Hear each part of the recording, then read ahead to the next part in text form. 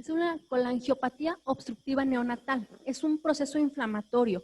Aquí ocurre una fibrosis y obliteración de la vía hepática. Es destructivo e idiopático. Realmente no sabemos por qué se origina, ni en qué momento bien a bien se origina, pero bueno, afecta a los conductos biliares intrahepáticos y extrahepáticos y es la principal causa de cirrosis y hepatopatía mortal durante el primer año de vida. En México tenemos una incidencia de 1 en 10,000 a 1 a 16,700 y predomina más en mujeres, de 1.4 a 1.7 a 1 comparado con los hombres. El 90% es adquirida perinatal y no sindromática y el otro 10% es sindromática o embrionaria.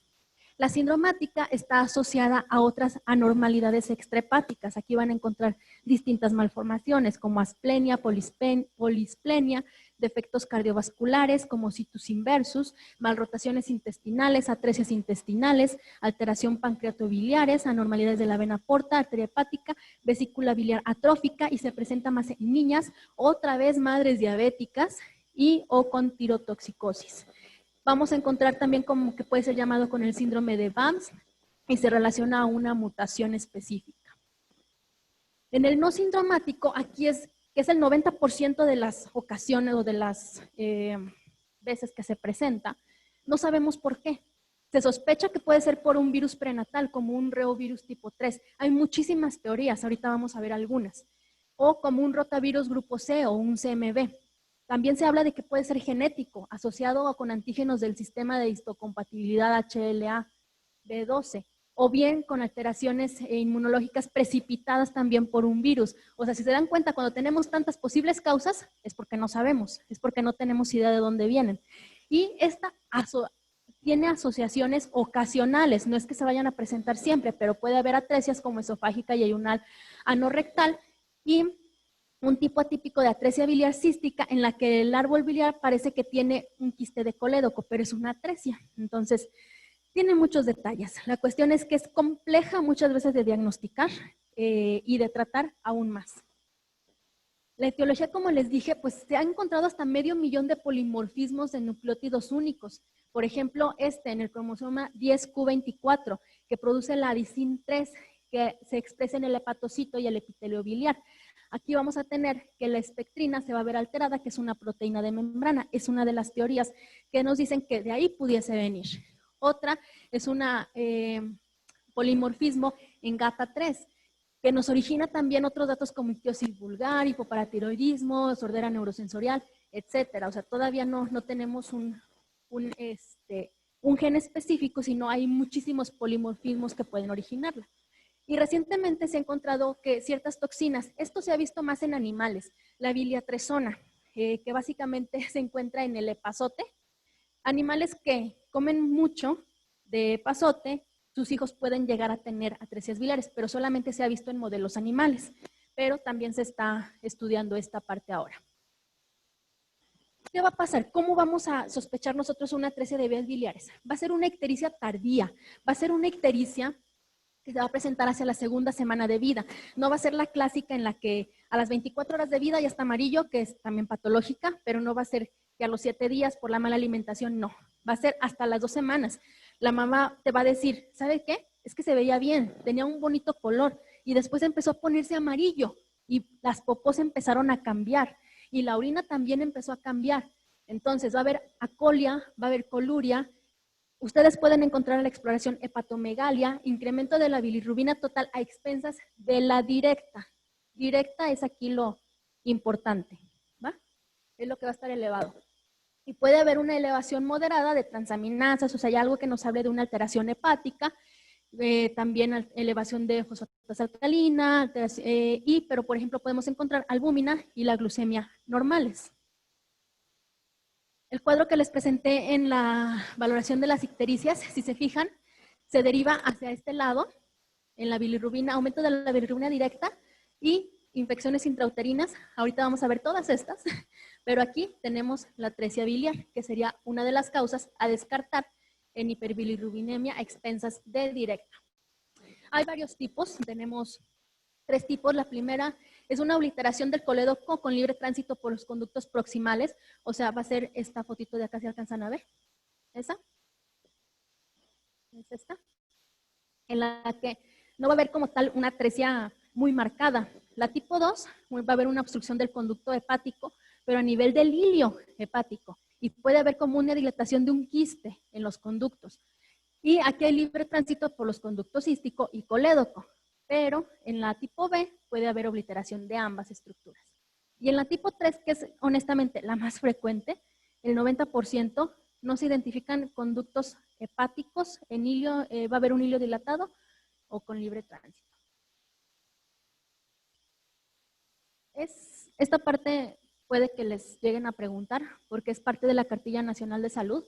Aquí les dan a la mamá como el punto clave para que ellas lo detecten, para que haya una detección oportuna de atresia de vías biliares. Les ponen una carta colorimétrica y les ponen el tono de las evacuaciones. Y les dicen, aquí les explican, si están del 1 al 3, tu bebé está mal, tiene algo, tienes que acudir a revisión. Si está del 4 al 5, no te preocupes, todo bien. Y abajito les hacen una descripción de cómo la verían más o menos. Pero básicamente aquí les dicen, si tú ves 1, 2 o 3, ve a revisión. ¿Va? El diagnóstico lo vamos a hacer, como ya comentamos, con ultrasonido de hígado y vías biliares. Por eso es que a toda paciente con elevación de bilirrubina directa les vamos a pedir ultrasonido. Entonces tenemos que debemos de descartar quistes de colédoco o litiasis. Debemos de descartar ausencia o hipoplasia de vesícula biliar o falta de contractilidad. Eso nos daría el diagnóstico. Y podemos ver también el signo de la cuerda con fibrosis en forma tubular, que es este que vemos aquí en el cuadrito derecho. En el de mero arriba, ahí nos marcan que esta cosita debe ser la vesícula, pero es como un remanente de vesícula. Y en la parte de abajo vemos el otro signo, el de la cuerda triangular. Y en el Doppler, ahí vamos a valorar datos de hipertensión portal o malformaciones vasculares. En caso de que el ultrasonido no nos sea de mucha ayuda, de que no contemos tan fácilmente con él o lo que sea, el siguiente paso es la gammagrafía hepatobiliar, en la que vamos a dar al paciente fenobarbital. Si se acuerdan, con el fenobarbital aumentábamos la producción y la excreción. Entonces, para aumentar de 3 a 5 días la excreción biliar y poder tener una visualización de radioisótopo en intestino a las 24 horas. Esto, si nosotros la vemos, si pasa el radioisótopo por las vías biliares a las 24 horas y se excreta, nos excluye el tratamiento del diagnóstico de vías biliares. Pero si no lo vemos, no nos confirma tampoco. Entonces, es un poquito con una sensibilidad muy baja del 82%. La biopsia sería el diagnóstico definitivo. Aquí sí vemos proliferación de conductos biliares, fibrosis portal, estasis biliar en canalículos y transformación gigantocelular. Sin embargo, la biopsia no siempre llegamos de manera inmediata. Muchos cirujanos hacen una colangiografía y durante la colangiografía hacen también la biopsia hepática, la hacen simultánea. Puede variar. O muchos dicen, ¿sabes qué? Primero vamos a hacer una colangiografía antes de la biopsia. Puede ser de 3 tipos, intraoperatorio, transhepática percutánea, retrógrada endoscópica o una colangioresonancia. Este sí va a ser como que el definitivo, honestamente. Aquí se va a dibujar el árbol biliar permitiendo visualización de la vía biliar extrahepática. Y aquí vemos cómo se dibuja el árbol. En caso de no tener hallazgos histológicos no característicos, se puede realizar también. ¿Por qué? Porque hacemos una biopsia hepática muy temprana, el diagnóstico también va a ser inespecífico, puede ser solo una hepatitis. Entonces, si te queda duda y la biopsia no fue definitiva, pues ya haces tu colangiografía. Aquí vemos otro ejemplo de colangiografía, pero en esta vemos cómo se apelmaza todo aquí y eso lo único que nos dice es que no vemos el árbol biliar, sí lo vemos, pero acá abajo hay un quiste de colédoco, entonces también te permite hacer otros diagnósticos. Esto sería el quiste de colédoco.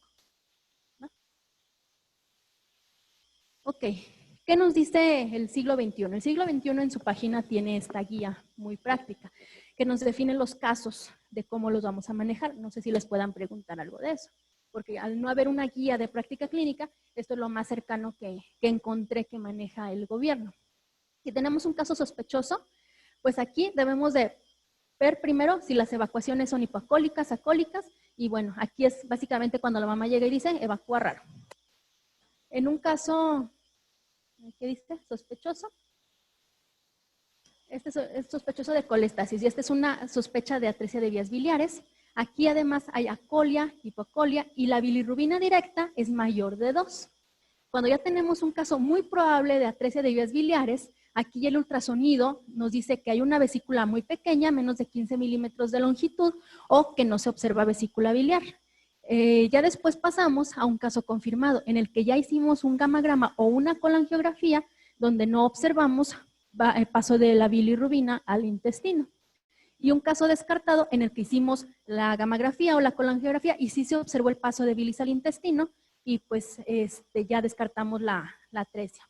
Y un caso no confirmado es un paciente que básicamente no continuó con sus estudios porque se perdió del servicio médico, algo pasó. Y esto también es lo que nos dice el siglo XXI. Nosotros sospechamos que hay una alteración con el tamiz colorimétrico. Aquí la mamá se le informa, se le capacita, se dice, ok, hay alteraciones, todo está normal, niño sano. Si hay alteraciones, entonces tienes que pasar a tomar bilirrubina. Si es mayor de 2, la directa, mandas a segundo nivel de atención, a evaluación por pediatría, que debe de pedir un ultrasonido, en el cual si encontramos una vesícula mayor de 15 milímetros y sin ningún problema, el caso queda descartado. Si por el contrario encuentras una vesícula biliar menor de 15, tienes que pasar a un tercer nivel y ahí el gastroenterólogo debe de evaluar, hacer la gamografía o colangiografía y en base a eso pasar a biopsia o ya, bueno, si se te confirmó, pasar a biopsia o a una portoenteroanastomosis, que ese básicamente es el tratamiento, la corrección quirúrgica. La cirugía, la hepatoportoenteroanastomosis por técnica de Kasai, va a restablecer el flujo biliar, evitando un desarrollo de cirrosis y fallo hepático secundario. Y vamos a tener mejores resultados antes de los 2 meses de vida, óptimos antes de los 45. Este es el problema, que la mayoría de los pacientes nos llegan ya pasados los 3 meses o los 2 meses. Y es cuando ya no podemos hacer nada y van a caer en falla hepática y ya muchas veces ni siquiera son candidatos a un trasplante. Entonces, es por eso que se supone que las mamás deben de estar capacitadas para poder distinguir esta patología en base a las evacuaciones y hacer algo por el paciente. ¿Va? Tenemos otras técnicas, no solamente la de Kasai, en el acta pediátrica. Aquí en el 2008 sacaron un artículo en el que pues, tenemos otra técnica de Beltrán o la Suruga 2, en la que nada más todas se hacen una derivación a intestino. Solamente es cómo hacen la derivación la diferencia. Después de la cirugía, debemos de dar esteroides por 8 a 10 días. Ácido ursodesoxicólico es muy importante, eso nos va a ayudar bastante. Y antibióticos profilácticos contra la colangitis. Va a ser muy frecuente los episodios de colangitis en estos pacientes, inclusive posterior a la cirugía. Entonces son pacientes que muy probablemente van a originar un síndrome de malabsorción.